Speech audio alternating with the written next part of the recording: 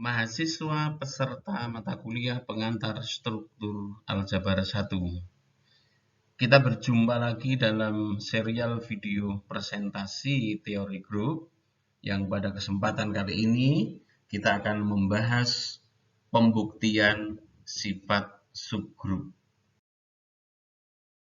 Indikator dari pembahasan kali ini adalah diharapkan mahasiswa dapat mengkonstruksi pembuktian subgrup.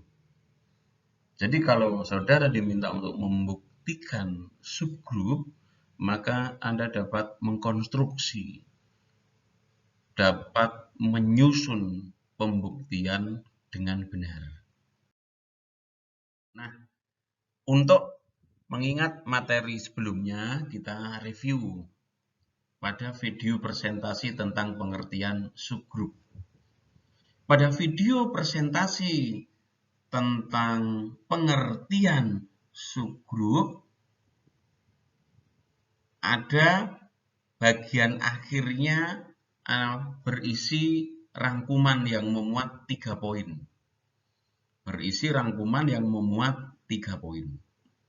Anda perhatikan pada poin yang ketiga. Ya, jadi pada poin yang ketiga itu ada 3 langkah pembuktian subgrup. Jika G dengan operasi bintang grup dan H himpunan bagian dari G, maka untuk menunjukkan H subgrup di G cukup ditunjukkan memenuhi 3 sifat, yakni H tertutup, H mempunyai elemen netral, dan setiap elemen di H mempunyai inverse yang juga berada di H itu juga. Nah, perhatikan 3 langkah pembuktian subgrup ini. Fokus pada hal ini, yakni 3 langkah pembuktian subgrup. Perhatikan bahwa 3 langkah ini tidak harus berurutan. Tidak harus 1, baru 2, baru 3, dan seterusnya. Anda bisa memulai dari 1, bisa memulai dari 2. Tetapi untuk berbicara inverse, yakni yang Romawi 3, tentu yang Romawi 3 ini akan bisa dibicarakan kalau yang Romawi 2 sudah. Yakni ada elemen netral dulu, baru kemudian bisa bicara inverse.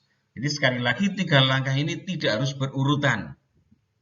Kemudian dalam pembuktian, meskipun ada 3 yang tertulis di sini, langkah-langkah pembuktian subgrup, pada prakteknya nanti yang perlu ditunjukkan adalah 4 langkah. Apa langkah tambahannya? Langkah tambahannya adalah menunjukkan terlebih dahulu bahwa H itu himpunan bagian dari G. Kenapa ini perlu ditunjukkan? Karena ini, pada ketentuan poin 3 ini, ada kata jika G dengan operasi bintang grup dan H himpunan bagian dari G, maka dan seterusnya. Jadi H himpunan bagian dari G ini menjadi syarat nanti H itu merupakan subgrup atau tidak di G. Kalau H ini grup tetapi tidak himpunan bagian dari G, tentu tidak bisa dikatakan H itu subgrup G. Sehingga dalam pembuktian diperlukan 1 langkah tambahan, yakni menunjukkan atau menegaskan terlebih dahulu bahwa H itu himpunan bagian dari G. Mari kita lihat contoh pertama. Contoh 1 ini diketahui G grup dan H, K itu subgrup di G. Nah, diminta untuk menunjukkan H irisan K itu subgrup di G. Perhatikan ilustrasinya seperti ini. Jadi G itu grup. Kemudian pada G ada 2 himpunan bagian, yakni H dan K. Tapi ingat, H dan K itu bukan himpunan bagian yang biasa. Dia himpunan bagian yang istimewa, yakni keduanya adalah subgrup. Berarti memenuhi 4 aksioma grup. Yang diminta untuk ditunjukkan adalah H irisan K itu juga subgrup di G. Jadi nanti akan ada subgrup H, subgrup K, subgrup H irisan K. Mari kita buktikan dengan menggunakan langkah-langkah yang tadi sudah kita bahas. Yang pertama, Karena H dan K itu subgrup di G, maka pasti H himpunan bagian G. Begitu juga K itu himpunan bagian dari G. Akibatnya kalau kedua himpunan itu diiriskan, maka pasti irisannya himpunan bagian dari G.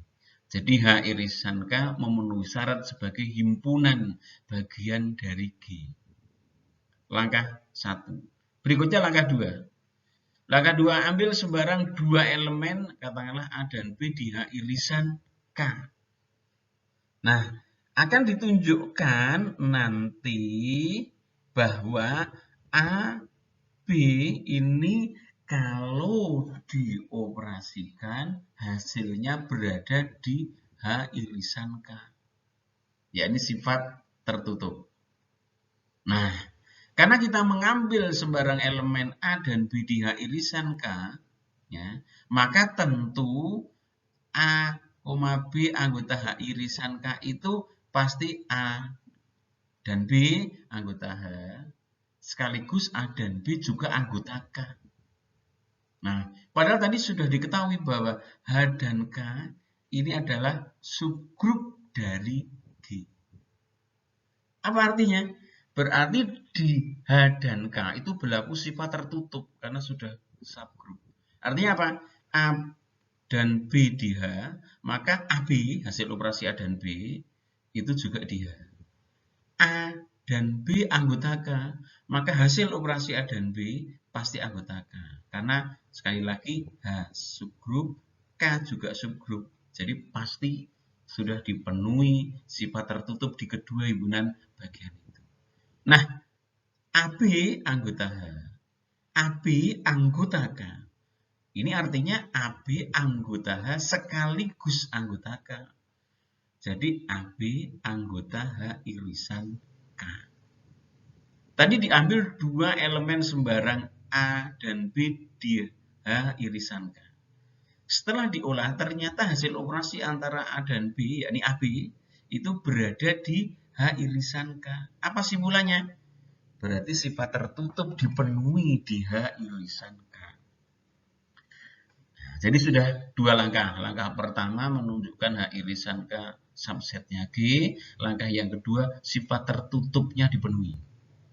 Lanjut ke sifat yang ketiga. Misalkan E ini adalah elemen netral di grup G. Jadi E adalah elemen netral di grup G. Nah, karena H dan K subgrup di G, maka pasti H dan K itu memuat elemen netral. Jadi E tadi pasti masuk di H, dan E pasti masuk di K. Akibatnya apa? Pasti E itu masuk di H irisan K. Nah, syarat yang berikutnya diperoleh, yakni apa? H irisan K memuat elemen netral. Sampai di sini sudah 3 langkah. Kita tinggal menunjukkan satu langkah lagi. Langkah berikutnya adalah menunjukkan bahwa setiap elemen di H irisan K itu memiliki inverse dan inverse-nya berada di H irisan K juga. Nah, kita mulai pembuktian dengan ambil sembarang X anggota H irisan K. Jadi X anggota H irisan K berada di sini. Karena X anggota H irisan K berarti X anggota H sekaligus X anggota K. Sudah jelas ini. Nah, padahal kita tahu bahwa H itu subgrup. K juga subgrup. Berarti memenuhi 4 aksioma. Artinya kalau X itu anggota H, padahal H itu subgrup, maka pasti inverse-nya, yakni X pangkat min 1 atau X inverse, pasti anggota H. Begitu juga untuk yang K. Karena X anggota K, maka X inverse pasti anggota K. Nah, kita peroleh ini X inverse anggota H. X inverse juga anggota K. Berarti X inverse anggota H sekaligus K atau H irisan K. Jadi setiap X anggota H irisan K setelah diolah kita dapat tunjukkan bahwa X inverse-nya anggota H irisan K juga. Apa simpulannya?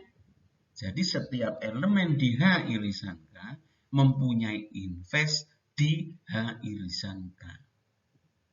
Nah, keempat langkah sudah kita bisa tunjukkan. Setelah 4 langkah kita bisa tunjukkan, kita tinggal mengambil simpulan. Apa simpulannya? Berdasarkan langkah 1, 2, 3, 4 dapat disimpulkan H irisan K subgrup DG. Untuk lebih memahami bagaimana menerapkan ketentuan konstruksi pembuktian subgrup, contoh yang kedua. Contoh yang kedua, diketahui G grup komutatif atau grup abelian dengan elemen identitas itu disimbolkan E. Kemudian kita punya himpunan H. Apa itu H? H adalah himpunan elemen-elemen di G yang kalau dikuadratkan itu sama dengan E. Jadi himpunan elemen-elemen di G yang kalau dioperasikan dengan dirinya sendiri, ingat X kuadrat itu adalah X dioperasikan dengan X, maka hasilnya adalah E. Nah, diminta menunjukkan bahwa H itu subgrup di G. Elemen-elemen yang kalau dipangkatkan 2 sama dengan elemen netral, itu apabila dikumpulkan akan membentuk subgrup, yakni H. Inilah yang akan dibuktikan. Bagaimana membuktikannya? Nah, yang pertama, dari pendefinisian H, itu jelas bahwa H himpunan bagian dari G. Apa sih pendefinisian H? H ini kalau dibaca, H adalah himpunan yang memuat elemen-elemen di G yang ada kata elemen di G yang, berarti pasti elemen-elemen itu kalau dikumpulkan itu menjadi himpunan bagian dari G. Jadi anggota dari G yang memenuhi syarat tertentu, maka pasti H itu himpunan bagian dari G. Kita lanjutkan langkah yang lain. Nah, elemen netral di G adalah E. Karena berlaku E kuadrat atau EE, elemen netral dioperasikan dengan elemen netral itu pasti hasilnya elemen netral. Maka E anggota H. Perhatikan, H tadi adalah himpunan yang memuat elemen-elemen di G yang kalau dipangkatkan 2 hasilnya E. Ternyata E pangkat 2 hasilnya E. Berarti E itu anggota H. Artinya apa?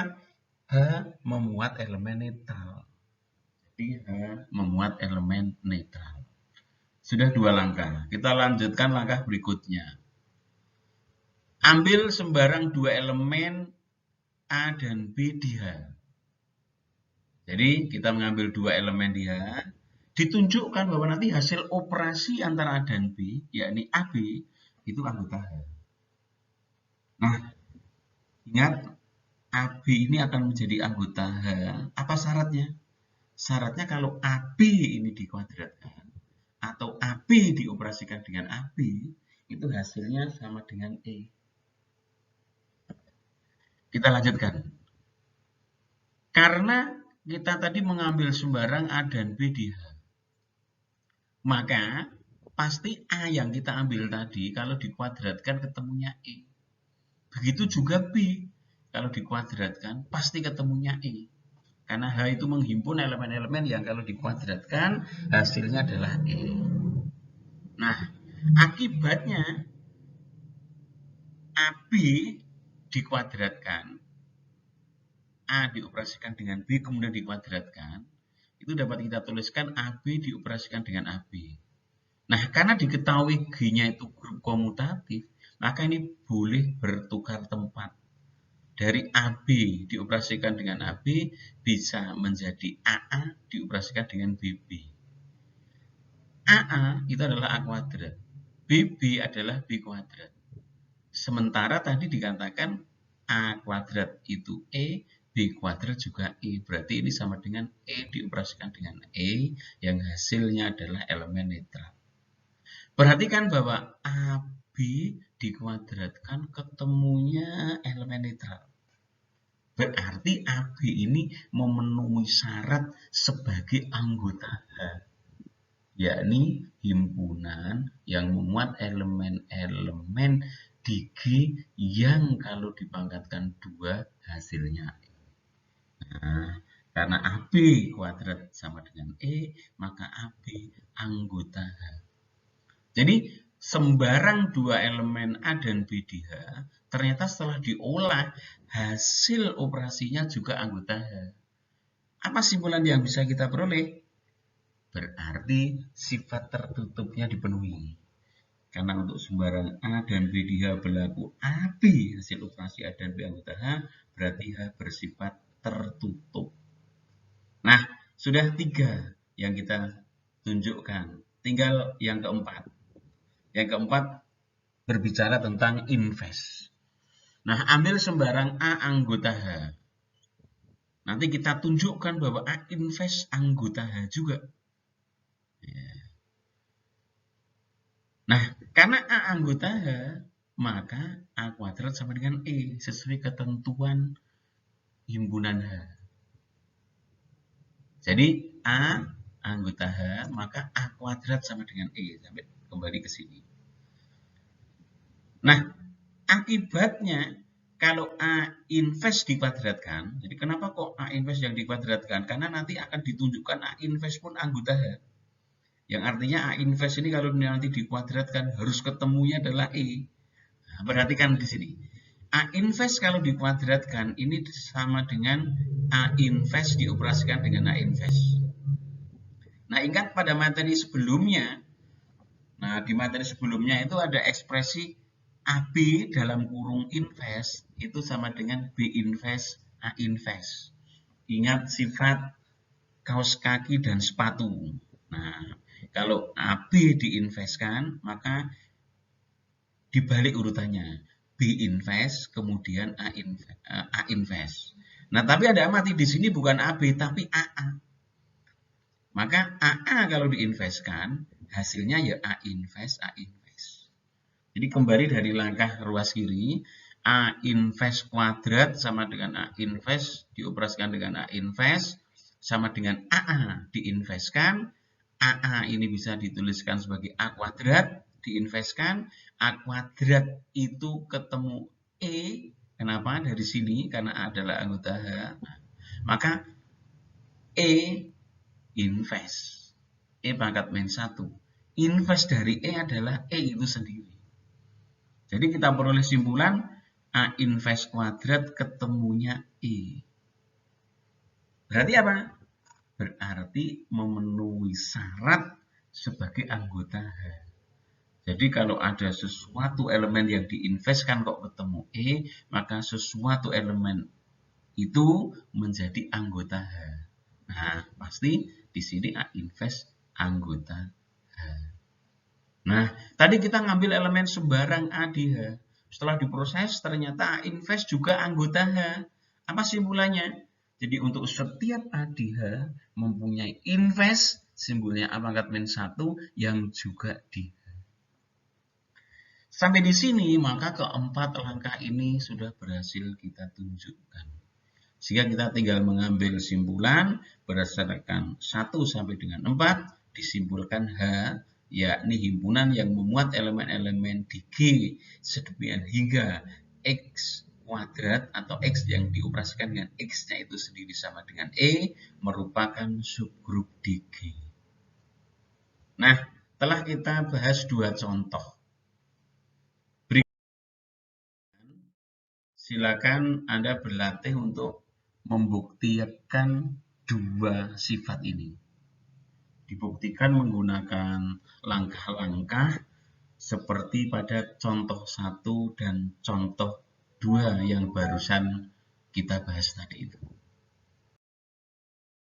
Semangat belajar, semoga sukses.